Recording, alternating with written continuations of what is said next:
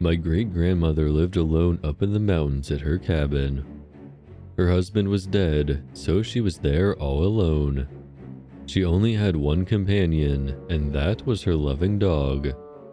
They both adored each other, and the dog was a great comfort to her.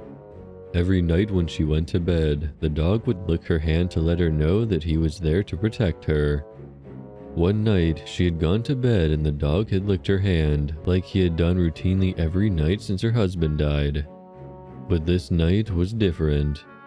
She had woken up in the middle of the night because she heard her dog whimpering. She wanted to comfort him and let him know she was there for him, so she stuck her hand out by the bed and she felt the dog gently lick her hand like always. She figured he was just cold, so she went back to sleep. The dog's whimpering had woken her up a second time in the night, so she stuck her hand out. The dog licked it, and she went back to sleep.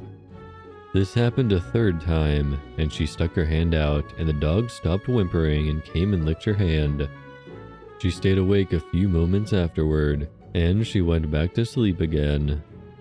In the morning, she woke up and stuck her hand out by the bed, but nothing licked her hand. She thought that the dog had already awoken and was just in the front room. She rolled over and got out of bed and heard a drip. Drip, drip, drip. She thought the sound was coming from the kitchen. So she walked over and turned the handles on the sink faucet, but it wasn't the source of the noise. After frustratingly checking the sink and its pipes, she gave up and continued into her bathroom to take a shower. As she got closer to the bathroom door, it was evident that the sound was coming from within.